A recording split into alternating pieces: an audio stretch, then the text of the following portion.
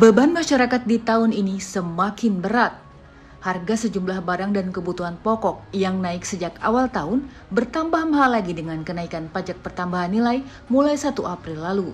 Menteri Keuangan Sri Mulyani mengatakan, kenaikan PPN ini bukan untuk menyusahkan rakyat, tapi untuk membentuk rezim pajak yang adil dan kuat. Bahkan tarif PPN rata-rata di tingkat global di kisaran 15%. PPh orang pribadi yang lemah kemudian dikurangi bebannya, yang paling kaya dinaikkan, di PPN kita nambah 1% dari 10 menjadi 11%. Itu adalah semua instrumen dicoba untuk ikut kontribusi di dalam membangun fondasi pajak Indonesia yang kuat. Kalau kita lihat dibandingkan banyak negara-negara, maka kita lihat bahwa PPN rata-rata di negara tersebut itu sekitar 15%.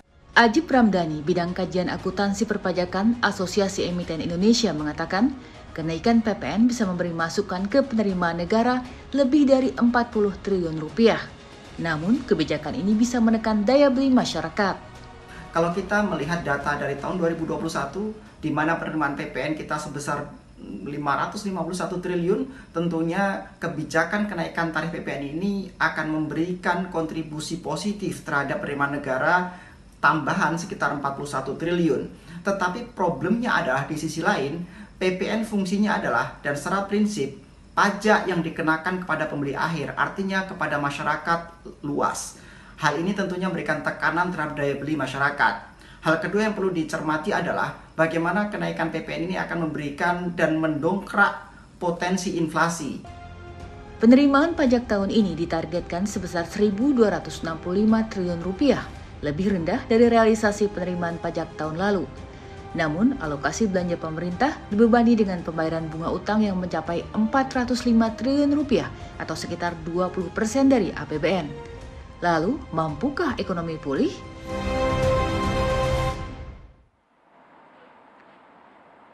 Assalamualaikum warahmatullahi wabarakatuh. Halo, selamat malam pemirsa. Menteri Keuangan Sri Mulyani mengatakan bahwa tantangan tahun ini bukan lagi pandemi COVID-19, tapi adalah kenaikan harga barang. Hal ini sesuai dengan kebijakan pemerintah yang menaikkan pajak pertambahan nilai dari 10 hingga menjadi 11% pemirsa.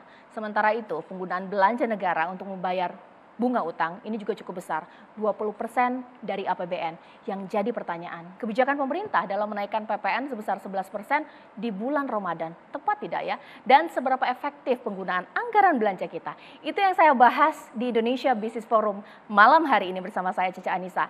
Dan di studio TCI sudah hadir sejumlah narasumber saya. Mungkin saya perkenalkan terlebih dahulu, di sebelah kiri saya di sini ada Ibu Rizky, merupakan ibu rumah tangga. Ini perwakilan dari ibu rumah tangga. Nanti mau saya tanya-tanya ini barang-barang apa saja yang sudah naik pemirsa ini, mengingat kita sudah beberapa pekan di bulan Ramadan. Bahkan di ujung sana ini sudah ada Bang KS atau Bang Kamru Samad ya, dari Komisi 11 DPR. Selamat malam Bang KS. Waduh, baik, di sebelah kanan saya ini pasti yang mewakili pemerintah ini, Bang Justinus Prastowo, merupakan staf khusus Menteri Keuangan. Sehat Bang? Sehat. Alhamdulillahirrahmanirrahim. Bahkan pemirsa di sebelah sana juga sudah ada Bang Roy N. Mande, merupakan Ketua Umum Asosiasi Pengusaha Retail Indonesia atau APRindo. Bang Roy, selamat malam. Ya. Dan ekonom senior kita ini sudah pastilah dikenal oleh publik pemirsa, Pak Faisal Basri. Selamat malam, sehat Pak? Oke, baik, sebelum saya tanya-tanya pemirsa dengan ibu rumah tangga, ya ini mungkin jadi perwakilan dari Anda, ini apa ya, harga apa saja yang sudah naik akhir-akhir ini. Tapi mungkin saya mau tanya pertama kali ke Pak Faisal Basri. Pak, ini bulan Ramadan. Biasanya kalau bulan Ramadan ini kenaikan hal yang biasa. Tapi dengan adanya kenaikan PPN, ini sebenarnya nih momentumnya tepat, adil nggak Pak? Atau seperti apa? Kita tidak luck aja ya, karena undang-undangnya kan sudah diketuk. Ya. Waktu undang-undangnya dibuat itu belum terperikan akan terjadi perang Ukraina dengan Rusia gitu. Nah, sesuai dengan undang-undang diterapkannya ya 1 April gitu. Nah, walaupun bisa saja mungkin saya nggak tahu, nanti kita tanya Mas Pras, adakah mekanisme misalnya ditunda dulu karena berbagai hal. Nah, pertama kita sekarang sedang recover, tapi recovernya relatif lambat. Kan 54% ekonomi itu ditopang oleh konsumsi rumah tangga.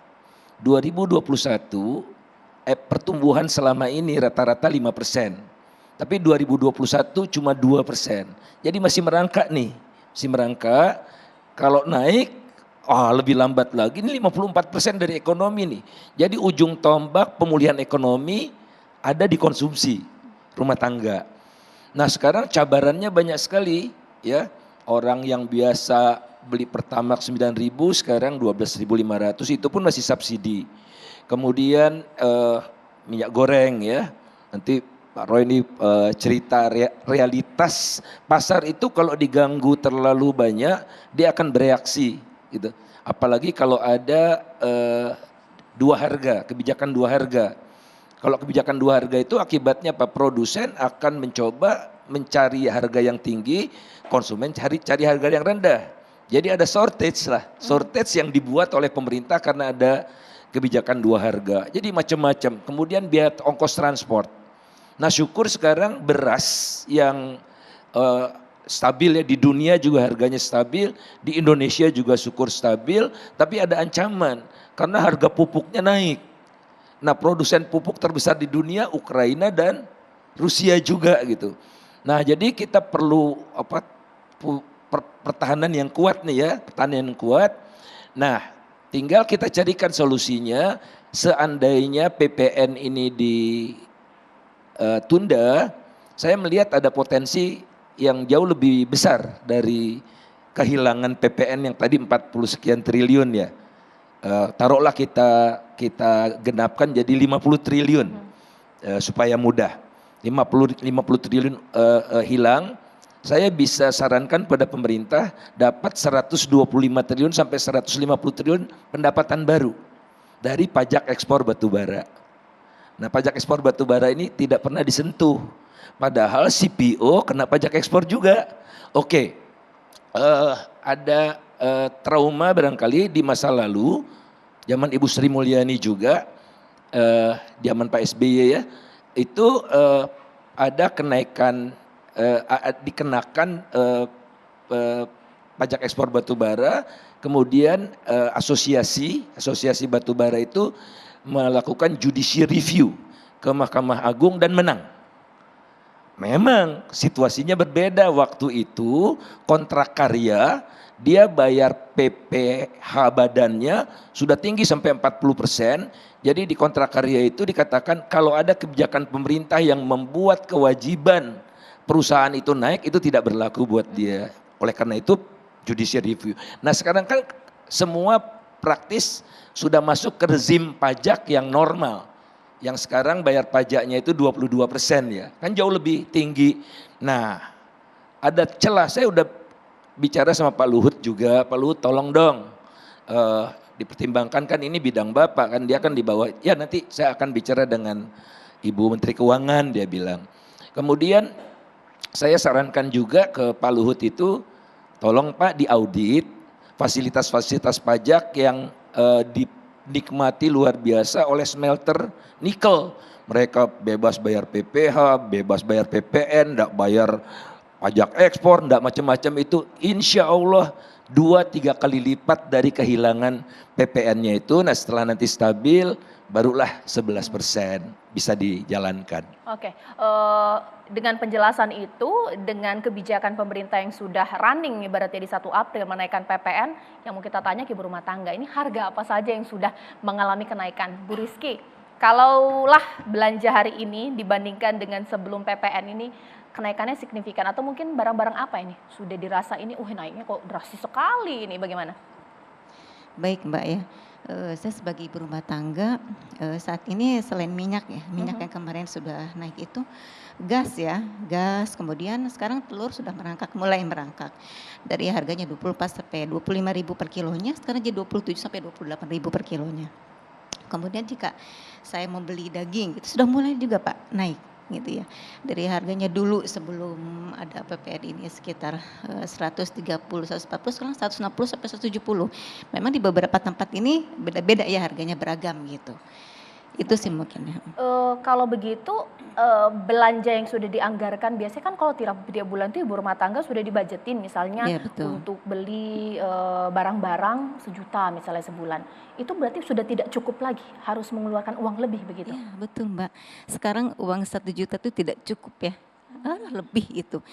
Dulu 100.000 ya, saya bisa beli bawang, bisa beli lauk, bisa beli sayur. Sekarang aduh nggak cukup itu. Untuk bawang aja 50.000 sudah habis. Kalau begitu belanjanya dinaikin atau minta sama suami lebih banyak dong ngelihat harga-harga ini naik, atau ya sudah saya belanjanya secukupnya saja, atau mungkin jangan-jangan kurang nih. Sebetulnya kalau dilihat dari sekarang ya, perekonomian sekarang, semuanya serba kurang Mbak. Dengan misalkan gaji suami katakanlah 1 juta. Sedangkan semua harga-harga naik, itu tidak cukup. Itu mungkin bisa yang tadinya 1 bulan malah jadi hanya 20 hari gitu.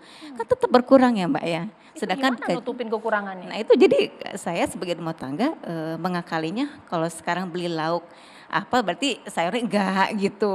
Atau misalkan saya beli lauk nanti ada buahnya gitu.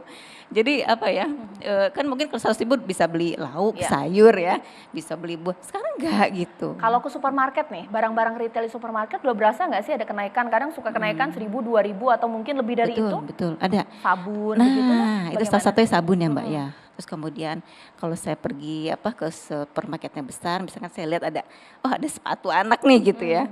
Itu pas saya hasilnya itu setelah bayar itu ada PPN-nya itu yang jadi lebih besar nih gitu. Itu buat saya besar ya Mbak, meskipun naikkan hanya 1% ya. Tapi buat kami sangat terasa sekali. Gitu. Terakhir belanja di supermarket, baik kecil, minimarket ataupun juga besar, ini alami kenaikan berapa sih rentangnya?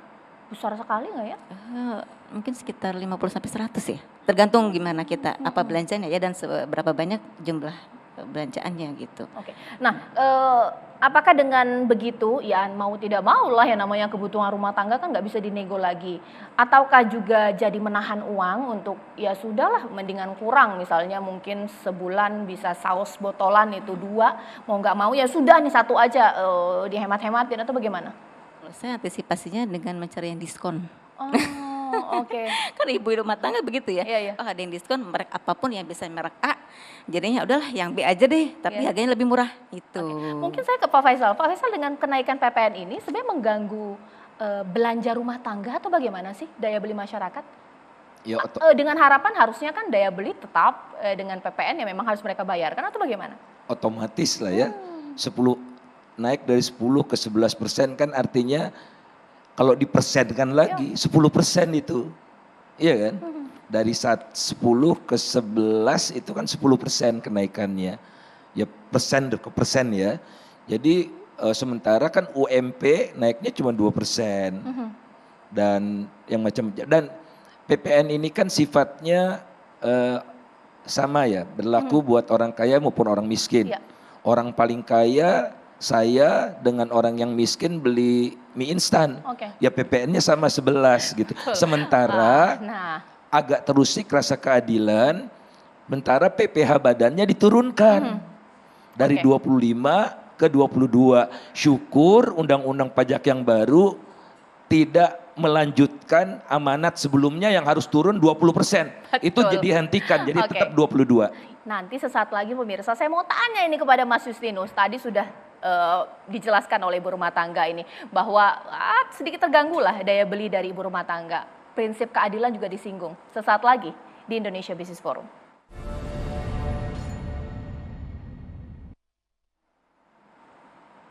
Ya, sebelum saya ke Mas Justinus untuk bertanya mengenai ini bagaimana dengan daya beli masyarakat yang turun dengan kenaikan PPN, kita lihat terlebih dahulu ini suara-suara pengusaha yang sebenarnya ingin bahwa PPN ini ditunda kenaikannya. Kita simak informasi berikut ini. Nah, ini kalau saya hadirkan kepada Anda, ini capturan-capturan dari pemberitaan di online atau media online, pemirsa. Ini keinginan untuk PPN 11% ini diundur, mengingat memang momentumnya dirasa kurang tepat, pemirsa. Bahkan pengusaha mal ini minta tarif PPN ini ditunda lah naik menjadi 11% karena begitu berdampak. Bahkan ini ada juga headline bahwa pengusaha minta tunda tarif PPN di awal April 2022. Ya, tapi bagaimana ya, terjadi juga pemirsa.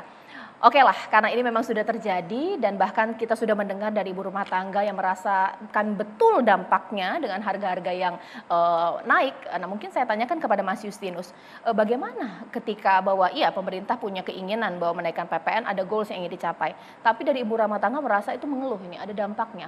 Pak Faisal Basri juga mengatakan ini keadilannya seperti apa, bagaimana? Baik, terima kasih Mbak Anissa. Pertama tentu pemerintah berempati ya. Ini situasi yang tidak mudah. Domestik, global, kita menghadapi tantangan yang tidak mudah dan kita bersyukur kita dapat terus berkolaborasi, bergotong royong. Nah terkait PPN, kami dapat menyampaikan memang ini amanat undang-undang. Undang-Undang 7 2021 yang kami rumuskan bersama dengan DPR, didukung dengan luar biasa, mendengarkan masukan para pelaku usaha dan tujuannya baik. Betul tadi Bang Faisal, tidak pernah terpikirkan akan ada perang, lalu harga-harga melonjak. Tapi di sisi lain kita juga ingin reformasi fiskal dapat terus berjalan, seraya mempertahankan dukungan untuk kelompok masyarakat yang paling membutuhkan. Ini yang menjadi pemikiran pemerintah. Maka kemarin kita memutuskan, karena kalau kita tunda, pertama kita harus mengeluarkan Perpu. Ini juga tidak mudah dan juga secara kredibilitas akan mempengaruhi kebijakan yang sudah dirumuskan dengan baik, dengan matang, lalu ada Perpu. Lalu penundaan kebijakan pajak, kita punya presiden Mbak Anissa. Kalau ditunda, itu kemungkinan besar tidak mudah diberlakukan lagi. Dulu ada peraturan Menteri Keuangan 210 mengatur pajak digital. Begitu dinyatakan ditunda, sulit sampai saat ini kita menerapkan lagi. Maka kita berpikir, kita lanjut saja dengan skenario moderat, dengan memperkuat atau menebalkan bantuan sosial untuk masyarakat. Jadi PPN ini nanti Pak Roy bisa mengelaborasi juga, kemarin sudah keluar 14 peraturan Menteri Keuangan. Betul ada penyesuaian dari 10 ke 11%. Tetapi untuk barang kebutuhan pokok, jasa kesehatan, jasa pendidikan, tetap tidak dikenai PPN, itu yang basic. Lalu yang kedua, kita perkenalkan PPN final untuk beberapa produk, misalnya barang hasil pertanian tertentu, itu hanya 1,1%. Lalu terkait dengan mobil bekas, penyerahan, kemarin juga keluar aturannya 1,1%. Ya. Jadi tidak 11%, tapi 1,1%. Dan beberapa penyerahan lain, termasuk membangun sendiri, itu juga 2,2%. Ini artinya apa? Untuk memperkuat dukungan pada masyarakat. Selain itu, dalam formulasi Undang-Undang HPP ini, UMKM, Mbak Anissa, itu diberi penghasilan tidak kena pajak. Dulu tidak ada, sekarang dikasih 500 juta setahun. UMKM yang omsetnya belum melebihi 500 juta setahun, tidak membayar pajak. Ini dulu tidak ada.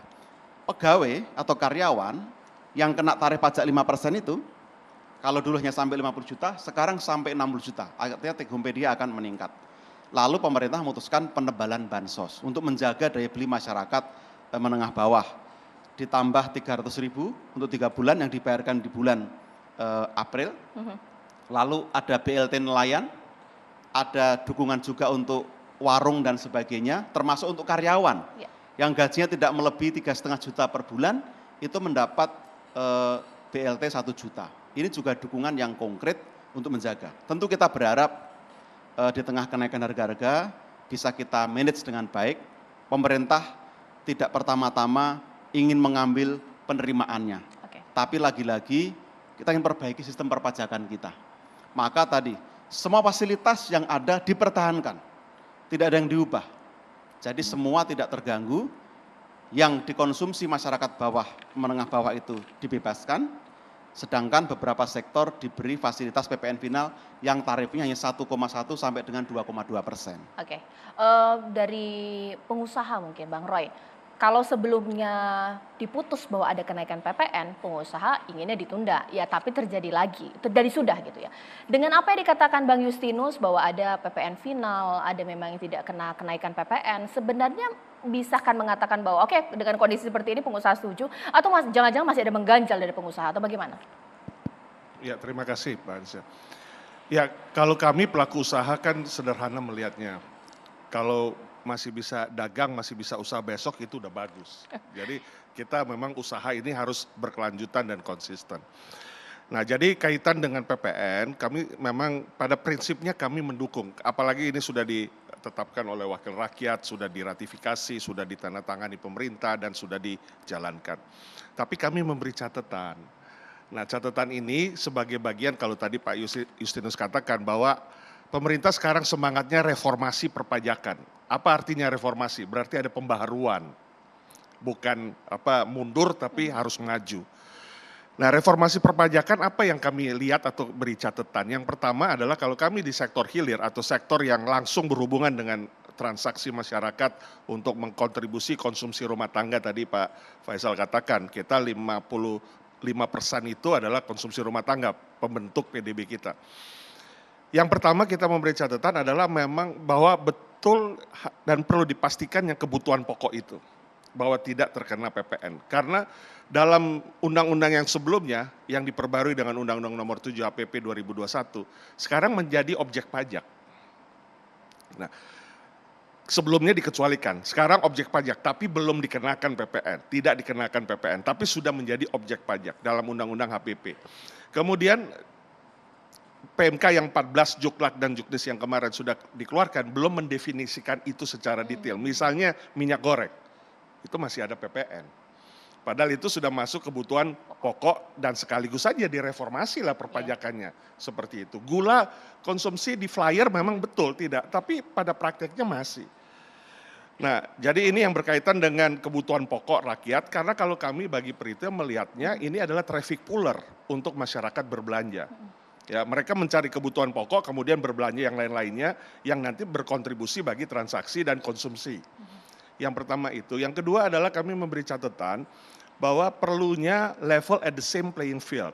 Sekaligus saja reformasi perpajakan. PMK 210 tadi disebutkan mencabut kewajiban platform marketplace untuk memberi laporan terhadap para pedagang yang ada di marketplace-nya itu. Karena kita tahu di marketplace belum tentu semuanya punya PKP. Kewajiban untuk laporan PPN dan lain sebagainya. Sehingga kewajiban itu dihapuskan, dicabut, dan memang setuju tadi Pak Justinus katakan, sehingga dicabut dan sampai hari ini belum keluar lagi PMK 210 untuk electronic commerce, elektronik dagang. Kita tahu di Indonesia ada 3 pasar, tradisional atau pasar rakyat, pasar modern, dan pasar online sekarang. Nanti mungkin ada pasar metaverse dan lain sebagainya lagi. Nah itu gimana tuh? Tapi ini level at the same playing field. Ya, kami semuanya dari distributor dapatnya HPP, tapi kita harus memungut pajak PPN yang dibayar oleh konsumen. Nah, bagaimana yang marketplace? Nah, seperti itu. Jadi belum level same playing field. Nah, inilah sekaligus direformasi. Nah, yang ketiga, bantalan memang setuju. Contohnya seperti Migor sekarang yang 22,5 juta rakyat mendapatkan 300.000 yang per bulan 100.000 untuk membeli minyak goreng. Ya kiranya ini juga menjadi perhatian karena memang alokasi daripada kenaikan ini tadi dikatakan Pak Faisal 10% loh ini dari 10% sebelumnya. Artinya apa? Ya pasti ada kontribusi ke inflasi. Walaupun setiap kita tahu inflasinya rata-rata mungkin nggak akan lebih dari 3% lah, 3 plus 3,2%. Tapi itu tetap akan ada inflasi. Nah ini inflasi tentunya berkaitan dengan daya beli. Nah jadi ini kiranya bantalan itu tetap konsisten dan punya program jelas, roadmap yang jelas, tidak hanya dibantu dari PEN, karena PEN ini bisa pindah-pindah nih alokasinya nih, kami lihat nih. Pemindahan alokasi buat refocusing, rebudgeting kemana-mana.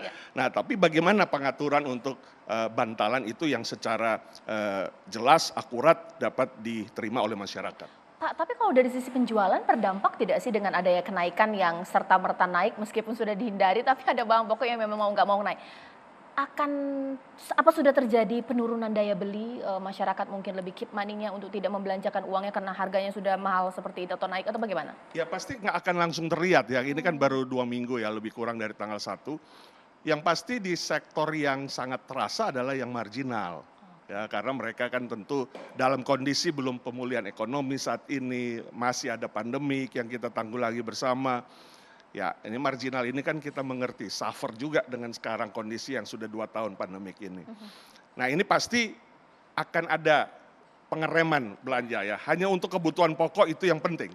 Nah kemudian yang menengah ke atas ya kita yakini supaya mereka tidak turun keyakinannya, ya penanggulangan COVID ini memang menjadi yang utama. Tapi ada kecenderungan terjadinya yang namanya pembelian yang tertahan atau restraint mode di masyarakat, itu dapat saja terjadi. Oke, mungkin saya ke DPR terlebih dahulu sebagai wakil rakyat kita ini, Bang KS, Bang Kamru Samad, ini kan sudah dengar ya dari pengusaha seperti apa suaranya, dari ibu rumah tangga. Mengingat mengenai PPN ini kan memang sudah alot ya, sempat tidak banyak yang ingin tidak naik di tahun ini, tapi terjadi juga. Sebenarnya dari sisi DPR ini apa sih alasannya DPR kemudian meloloskan untuk menaikkan di saat bulan Ramadan? Jadi Mbak Nisa, memang kita juga merasakan bahwa ada situasi yang unpredictable saat kita membahas undang-undang HPP tahun lalu yang kita putus di kuartal terakhir ya 2012. Utamanya menyangkut eskalasi global yang kemudian mempengaruhi beberapa harga komoditas dunia. Nah, tentu itu akan berdampak dalam pasar dalam negeri kita.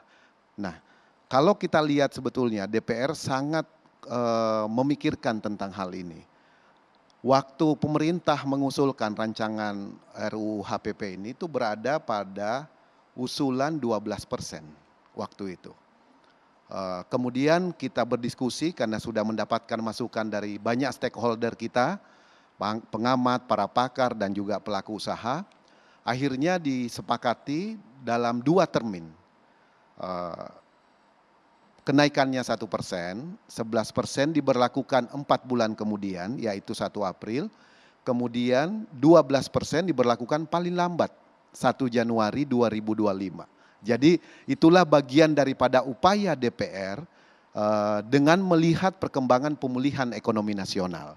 Jadi cukup ada ruang yang cukup lebar. Kemudian kenapa kita bisa optimis di 1 April jika itu diberlakukan? Karena di 2 tahun terakhir ini Mbak Nisa, kita memberikan banyak kebijakan stimulus terhadap dunia usaha.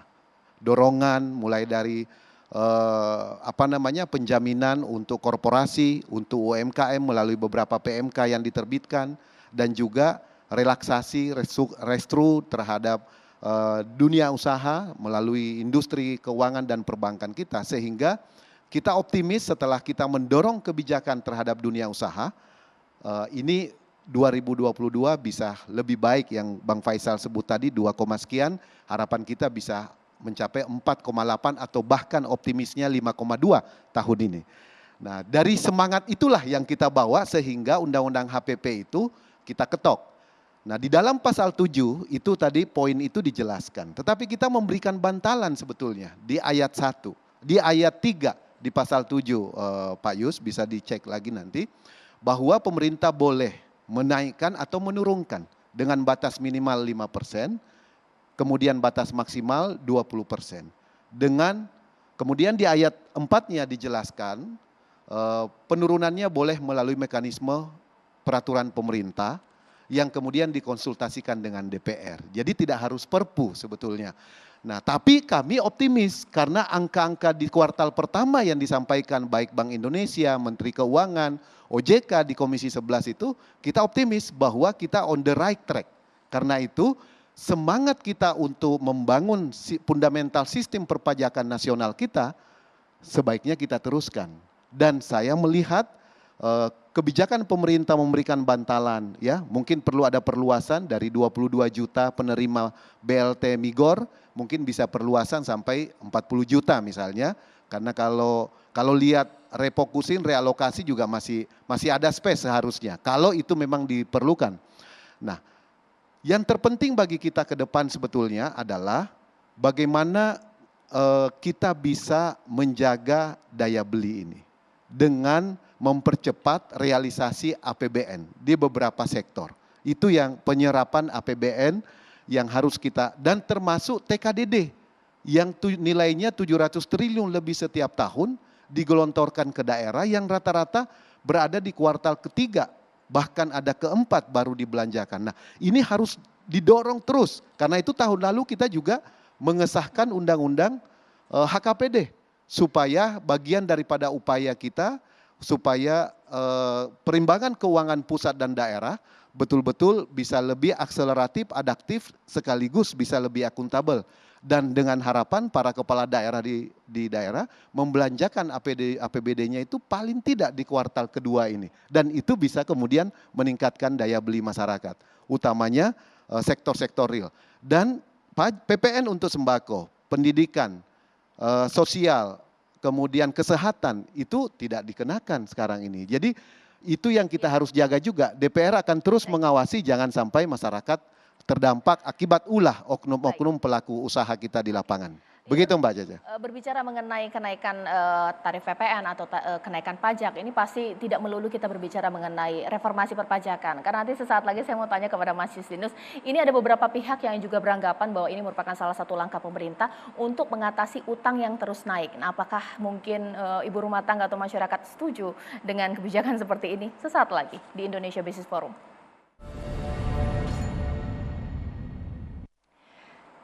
Ya, kembali di Indonesia Business Forum. Ini sebelum saya ke Mas Justinus, ini tampaknya mungkin saya tanya kepada Pak Faisal Basri dulu mengenai ada beberapa pihak beranggapan seperti itu bahwa dengan kenaikan pajak seperti ini merupakan langkah untuk mengatasi kenaikan utang yang terus menanjak naik. Seperti apa mungkin logikanya? Yang pasti tingkat penerimaan pajak kita sangat rendah. Oke. Ya nomor 127 dari 140 negara. Seluruh negara saya hitung, kemudian yang datanya 5 tahun tidak ada saya keluarkan, dapatlah 140 negara. Indonesia nomor 127. Artinya kan sebetulnya potensinya ada. Potensinya ada. Tax ratio itu kita udah 3 tahun di bawah 1 digit ya. Kemarin naik sedikit karena komoditi. Dan itu nggak langgeng ya, komoditi kan naik turun. Nah oleh karena itulah harus ada penguatan pajak. Dari mana? Dari ekonomi. Pajak kan cuma metik. Ya. Nah ekonominya harus sehat. Jadi ekonominya harus bertransformasi. Saya rasa ini Bu Sri Mulyani juga udah pernah bicara. Dia bilang ekonominya harus meng-create kegiatan-kegiatan yang bernilai tambah tinggi. Jadi namanya value creation. Kalau value extraction, petik jual, keruk jual, ya nilai tambahnya sedikit, ya pajaknya juga sedikit. Jadi syarat terbesar adalah transformasi ekonominya. Tapi kan itu lama, butuh waktu ya. Oleh karena itulah yang saya dambakan, sebetulnya kan di era COVID ini sudah berbeda dengan sebelumnya. Oleh karena itu pemerintah susun naskah, sudah disusun oleh Bappenas tapi kan enggak nongol-nongol gitu. Saya juga pernah terlibat 6 bulanan di situ, tapi saya nggak tahu nasibnya. Kelihatannya Bappenasnya ini seluruh sumber dayanya difokuskan untuk IKN. Jadi yang terpenting, yang payungnya kan naskah transformasi itu, karena RPJMN sudah tidak relevan lagi, sudah kedaluarsa. Nah kemudian yang kedua, dari segi pengeluarannya perlu lebih efisien tentu saja ya. Jadi pengeluarannya tuh hendaknya fokus. Kalau kita lihat di struktur pengeluaran pemerintah itu, nomor 1 kan bayar bunga paling besar, belanja pemerintah pusat ya.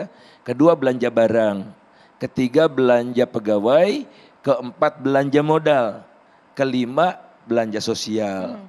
Nah kan di sebelah kita ada LKPP, kebetulan ada acara juga di sini dihadiri oleh Pak Azur Anas ya. Itu dia pokoknya keren deh nih ya. Jadi bupati bagus, jadi kepala LKPP juga bagus, itu untuk link gitu. Jadi LKPP bagian dari upaya untuk mengembangkan ekonomi yang di bawah, persyaratan-persyaratannya lebih sederhana dari 7 jadi 2 begitu. Nah ini jadi orkestrasi, jadi pengeluarannya beres, tidak hanya efisien tapi juga mengangkat.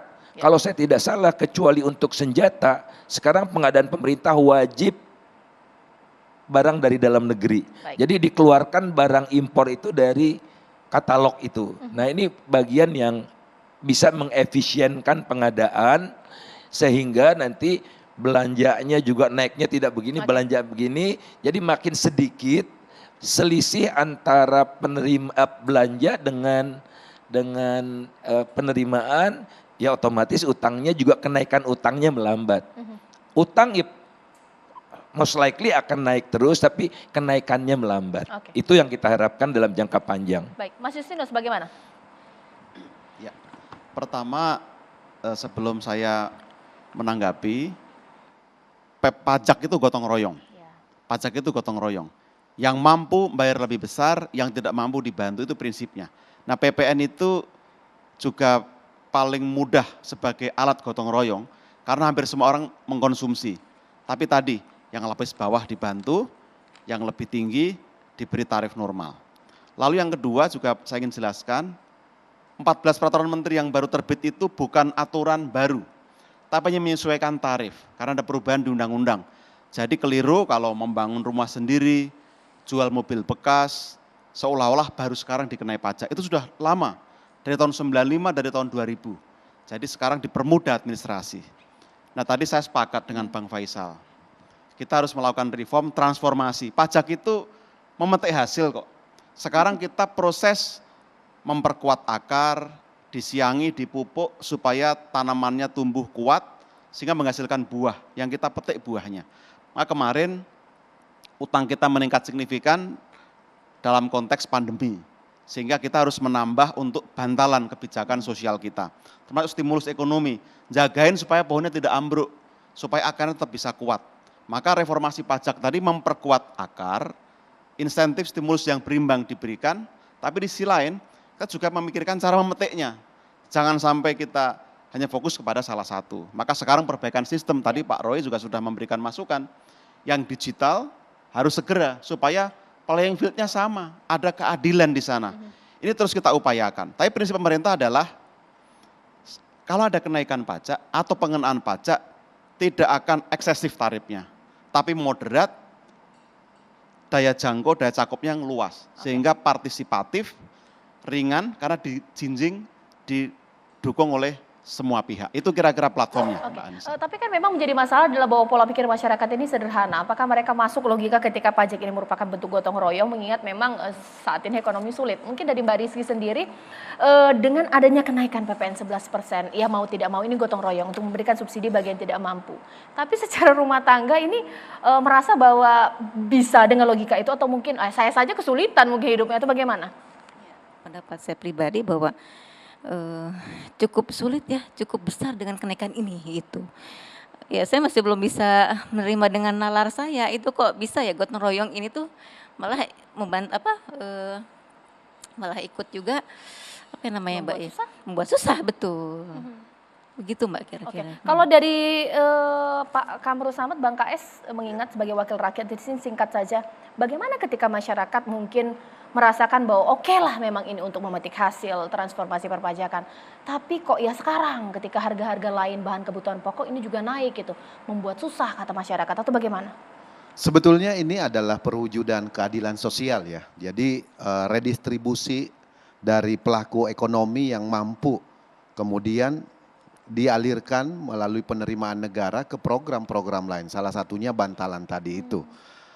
Ini kan bagian dari upaya kita untuk melakukan redistribusi pembangunan nasional kita. Karena itu yang terpenting sebetulnya yang disampaikan tadi itu Bang Faisal adalah transformasi struktur ekonomi kita yang harus kita perkuat. Jadi Indonesia Incorporate itu betul-betul harus kita mengarah ke sana untuk mewujudkan. Karena fundamental ekonomi makin kuat, maka saya yakin ketimpangan sosial juga akan makin kecil, dan disitulah sebetulnya peran pemerintah dalam mengatur pembangunan melalui penerimaan pajak untuk kemudian pembangunan yang berkeadilan untuk masyarakat. Nah, salah satu sektor yang tumbuh 2 tahun ini adalah pangan, digital. Dan ini betul-betul booming selama COVID ini. Dan ini menarik sebetulnya kalau kita mampu mendesain atau mendorong percepatan perubahan transformasi ekonomi di 2 sektor ini. Termasuk masukan dari Bang Roy soal penerimaan perpajakan di sektor digital.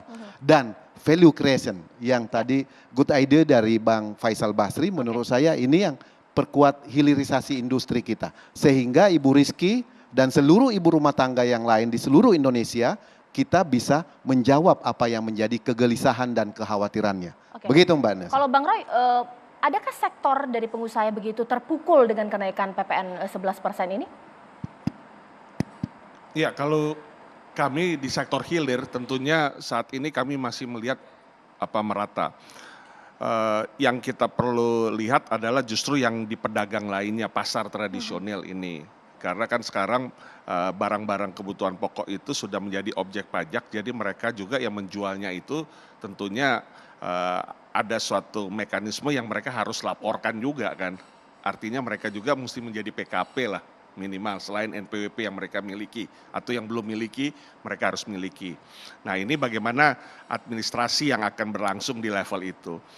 Nah kemudian juga ya tentunya perluasan atau cakupan daripada reformasi perpajakan tadi sudah disinggung bahwa akan ada PMK kembali untuk level assembly playing field. Itu juga kiranya juga menjangkau hal-hal yang sifatnya sekarang memang dari globalisasi itu sangat kuat ya, misalnya transaksi sosial media. Nah ini kan juga yang langsung kita bisa beli kemudian hanya langsung dikirim dari negara asal dan itu hanya kena tuslah misalnya. Nah ini bagaimana definisi itu, jasa titip, nah, masih banyak hal-hal yang berkaitan sebenarnya juga masih bisa diluaskan lagi cakupannya. Supaya tax ratio kita itu naik.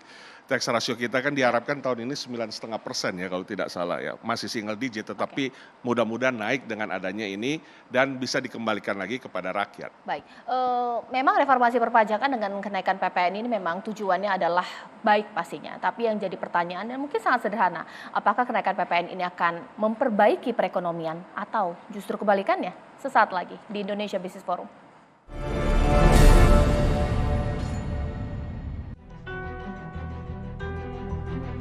Ya, dengan kenaikan 1% ini ya tentu sangat mempengaruhi ya. Artinya walaupun kalau kita berbicara item per item mungkin itu tidak begitu terasa karena cuma 1%.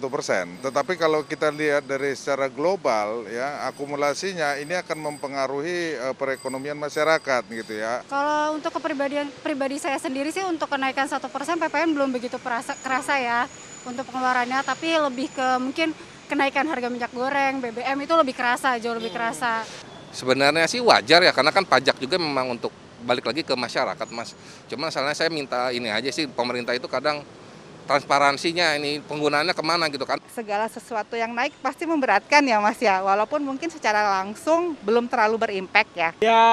Ya mestinya kalau pemerintah ya cari alternatif lain lah, jangan naikin pajak gitu kan. Pasti mau apapun alasannya ya pasti membebani masyarakat lah. Ya, kembali di Indonesia Business Forum. Mungkin sekarang saya ke Mas Justinus, karena ada pertanyaan dari rekan sejawat saya bahwa bingung untuk kelas menengah ke atas. Kalau misalnya dia naik ke atas, nggak bisa nanjak kelas menengah atasnya. Tapi ketika ke bawah, dia juga nggak diterima karena dikategorikan masih mampu. Jadi nggak dapat BLT, tapi alami kenaikan, susah lah hidupnya. Intinya seperti itu. Ya, terima kasih. Tapi saya ingin berterima kasih dulu Mbak Anissa. Tadi masukan dari Bang Faisal Basri sangat bagus, dari Pak Roy. Tadi analisis Pak Kamrul Samad, tinggal kita follow up nanti Pak ya, kita FGD-kan supaya jadi kebijakan. Nah, mengomentari ini betul sekali, sedang didiskusikan, karena kalau yang di desil 1-4 sudah terus mendapat bantuan sosial dan cukup kuat, yang di atas relatif tidak terpengaruh, yang di tengah ini, desil 5, desil 6 ini yang perlu dukungan. Nah sekarang sedang coba diformulasikan bantalan kebijakan yang sesuai dengan kebutuhan para pekerja di level menengah itu apa. Ini sedang kita formulasikan, tadi Pak Roy mengatakan dari dana PEN yang bisa digeser-geser secara fleksibel itu kita coba realokasikan. Mudah-mudahan dalam waktu segera kita lihat ini bagaimana pengaruh kenaikan harga di bulan puasa ini, lalu nanti setelah lebaran seperti apa, sambil kita formulasikan, mudah-mudahan segera bisa dirasakan, tapi pada prinsipnya pemerintah ingin terus bersama rakyat untuk menjaga daya beli dan kita juga tumbuh bersama-sama Mbak Anissa. Kalau Ibu Rizky sepakat kalau begitu, oke lah kenaikan ada, tapi ada bantalan untuk kelas menengah seperti apa? Ya, kalau untuk bantalan sendiri ya Pak, ya itu berapa kali Pak? Dalam diberikan BLT-nya masih direncanakan. Oh, begitu? masih Kalau Ibu sekarang masuk PKH yang 20 juta, sudah rutin itu mendapatkan Bu, setiap bulan. Kalau belum? Bulan selama berapa kalau lama? belum, terus menerus diberikan itu rutin, permanen. Nah kalau belum, Ibu kalau memenuhi syarat mendaftarkan diri ke dinas sosial supaya dimasukkan sebagai penerima PKH itu. Oke. Baik, Pak.